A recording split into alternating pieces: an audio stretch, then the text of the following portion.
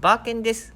相続した土地に放置された石を片付けるのが今回の挑戦です。私はこの土地から 400km 離れたところに住んでいるので、月に1回程度通って少しずつ片付けています。この土地は管理してもらっている方から草刈りがしにくいとクレームがありました。この辺には木くずが散らばっていましたが、前回の作業できれいにしました。残るはこの石です。この石は御影石という石で、父が昔から好きだった石です。見てください、この乱雑に放置された石。父は片付けが苦手でした。ちなみに私は父よりマシだと思っていますが、大した違いはないと妻によく言われます。この石をどうやって片付けるのかというと、今は近くの実家に移動し保管するだけです。今はゴミ処理施設が遠いのです。重たい石は破壊して移動しますが、まずは運べるものを破壊せずに運びます。石を片付けるのには時間がかかるので、まずは石を破壊するシーンのハイライトをお見せしましょう。石を破壊する方法は爆発ではありません。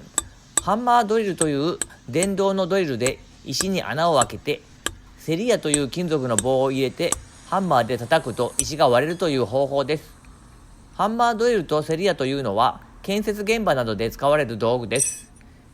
以前にも挑戦して失敗、ドリルの刃が入らなかったので新しい刃を準備しました。さて、運べそうな石を軽ダンプに乗せます。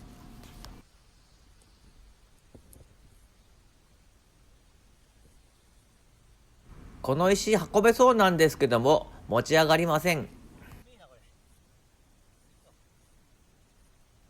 この時は残っている石を見て、これからどうしようかと途方に暮れていました。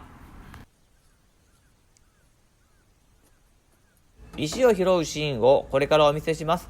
どうして私がこんなことしなければならないのかと動画を編集していて思いますが、相続したのは私でした。でも土地を散らかす人はこの世にもういないので、これ以上状況は悪化しませんし、いつか必ず終わりが来ます。石を運ぶだけのシーンを編集してみたのですが、しっくりきません。何も編集しない方が石の重たさが伝わって面白いと思います。映像は地味ですが、私はとても大変だったのを覚えています。普通速度で再生が一番いいと思うのですが、さすがに見ていてつまらないと思うので2倍速で再生します。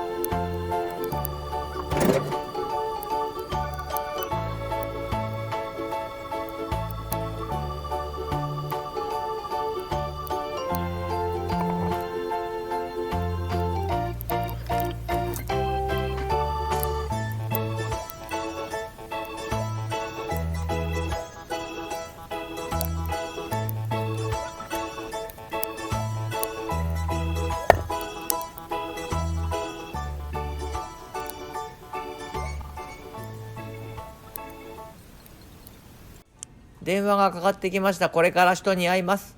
父の友人を名乗る人。この人は最初信用していなかったのですが、今は一番信用できる人です。この人のおかげで別の場所の作業が随分安くなりました。私は人を見る目がなかったんです。もっと早くにこの人に助けてもらえばよかったんです。今回はこれで終わります。作業をノーカットで見てもらいましたが、私はこれで良いと思っています。石を運ぶだけのシーンは手抜きに見えるかもしれませんが、私にとっては意味のあるシーンです。ご視聴ありがとうございました。